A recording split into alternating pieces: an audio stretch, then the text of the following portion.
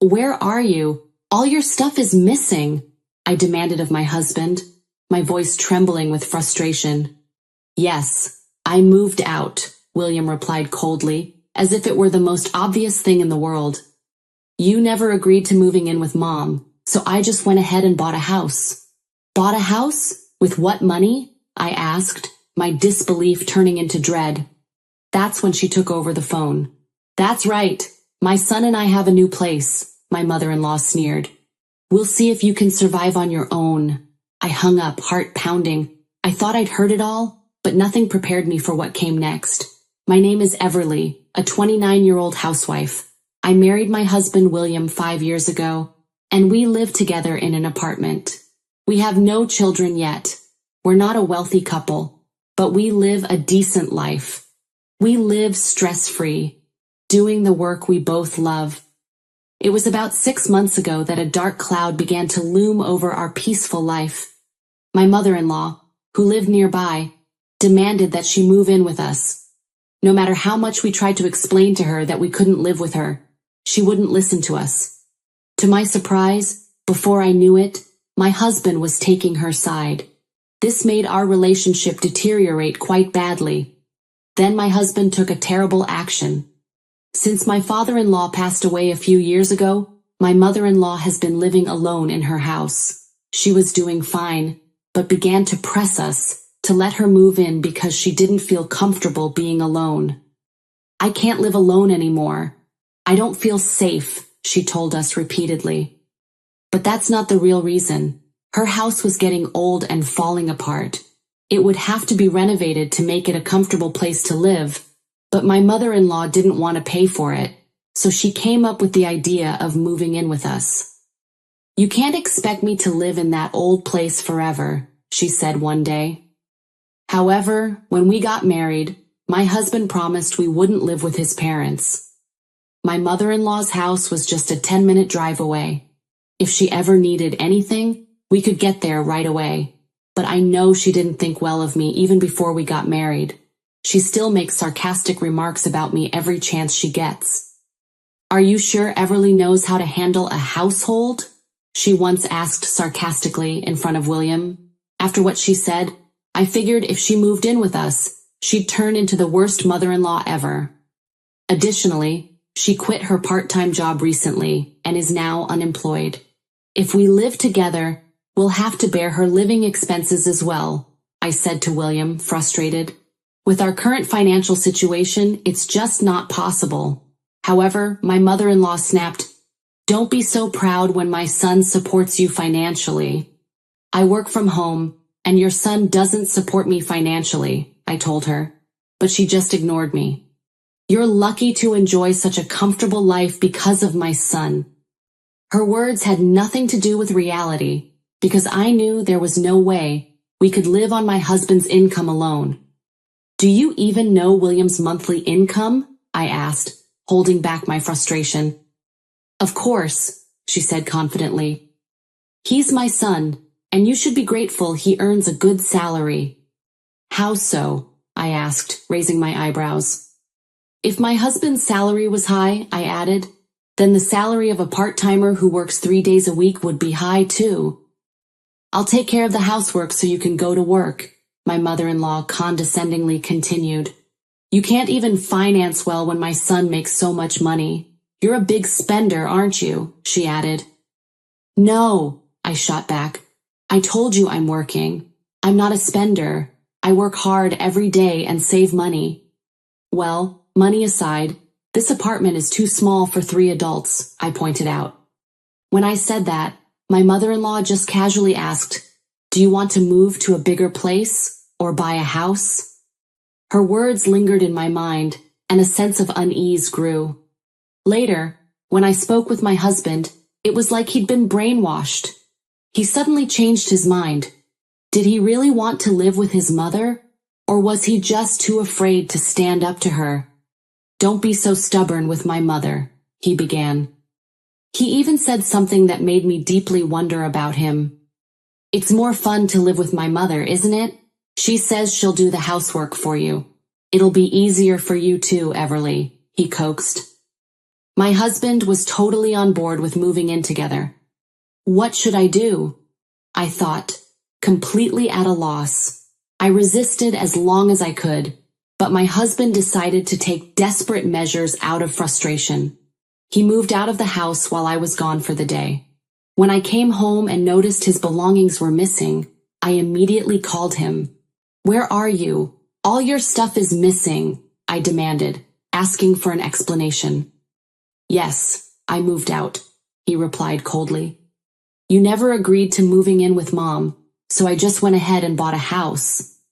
"Bought a house? With which money?" I asked in disbelief. "It seems my mother-in-law took over the phone." "That's right. My son and I will live in the new house for a while. We may live with you when you've had time to think it over. You probably can't even afford the rent there on your own. You better be sorry," she concluded. "Okay, well, excuse me," I said and hung up. My mother-in-law was still trying to throw her sarcastic comments at me, but I felt ridiculous and ended the call quickly. They bought a house? Of course they're lying. There's no way my husband and mother-in-law could afford to buy a house with their financial resources. I don't know where they are, but they can do whatever they want. In fact, I can live on my own without my husband, and I can afford to be on my own financially. I was paying the rent with my own money to begin with, so I have nothing to worry about, even if my husband is gone. I started to seriously consider divorce. A few days later, I got a call. "Hey Francis, long time no talk," I greeted my brother as I picked up the phone. "You know, there's William and his mother at my house," he replied. "What?" I exclaimed in surprise. "My brother owns a house. Right after he bought the house, he got transferred and I was left in charge of managing the house ever since." "Hold on a sec," I said.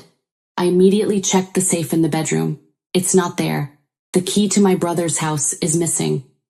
"Francis, the key is missing," I told him. "Did you call William?" Francis asked. "No, I'm sorry, Francis. It's a long story," I replied. "I have a pretty good idea what may be going on. What should I do?" he asked. "We can call the police already," I suggested. "Yeah, but they're your family. I don't think the police will intervene," my brother retorted. "That's right. I'm sorry. I'll take care of it in a couple of days. Can I ask you to wait a little?" I asked. "Okay, let me know if there's anything I can do to help," Francis reassured me. "Thanks," I responded. As soon as I got off the phone with my brother, I called my husband. To my surprise, my mother-in-law answered. "Oh, I hope you're feeling sorry by now," she said smugly. "Why is you picking up?" "Where are you?" I asked her. "Oh, you don't sound so sorry, are you?" my mother-in-law sneered. "Where are you?" I demanded again. "I don't need to tell you anything. You're desperate, aren't you? You don't want to give up your husband with a $9,000 monthly salary," she continued. $9,000 salary? Who? I asked, confused. "Of course it's my son. A son with enough money to buy such a splendid house," she exclaimed excitedly. "Ha ha ha!" I couldn't help but burst out laughing. "What's so funny?" she snapped. "William said that if you don't listen to him, he's willing to divorce you." "I see. Then divorce is fine," I said calmly. "How stubborn are you? If he dumps you, you won't be able to do it on your own, will you?" my mother-in-law continued. "Of course I will. I have no interest in a husband who only earns $900 a month." Silence filled the line. My mother-in-law didn't respond. Maybe she was too stunned to speak. I smirked and added, "Hello? Still there? Mother of a man who barely scrapes together $900 a month?" "What are you talking about?" she retorted. "I'm saying that William makes $900 a month from his part-time job," I replied. "I think you're missing one zero," she insisted. "No, I'm not. It's $900 a month," I corrected her. When I asked William about his salary, he said around 9, my mother-in-law explained. "Yes, that's right, around 9, I agreed. "Well, I guess it's hard to believe that your son only makes $900. "Well, $9,000? That's quite a high salary. It was thanks to my salary that we could pay all our expenses. By the way, my salary is around 5, I concluded. 500? She asked. No, 5,000, according to how you think, I replied. I'm not being supported by him. My husband quit his job a few years ago. Since then, he only works part-time 3 days a week. When I told my mother-in-law about this, she didn't react, and I went on with my story. By the way, the house that you live in right now, the house you think my husband bought, it belongs to my brother. This house was bought for me by William, she argued. No, it's my brother's house. I was in charge of it while my brother's family lives in another area. He gave me the key, and William took it without permission. So what you and William did is a clear criminal act. So I'm going to report to the police, I threatened. Wait a minute. Okay, we'll leave, but please don't call the police, she pleaded. My mother-in-law hung up the phone, screaming. I was sure she and my husband were in a heated discussion by now. When I went to check on my brother's house afterward, my husband and mother-in-law were gone. They must have run back to their house in a panic. I immediately contacted my brother and apologized for the trouble my husband had caused. I still had one thing left to do: divorce my selfish husband. I signed the divorce papers and sent them to my in-laws' house. Then my husband called me in a panic. You're kidding, right? I'm sorry, and I apologize about the house, so please reconsider, he begged. I can't be married to a thief. Please sleep happily with your mother, whom you love so much, I said coldly. I can't live if you leave me, he pleaded. Get a full-time job. Good luck making $9,000 a month, I replied.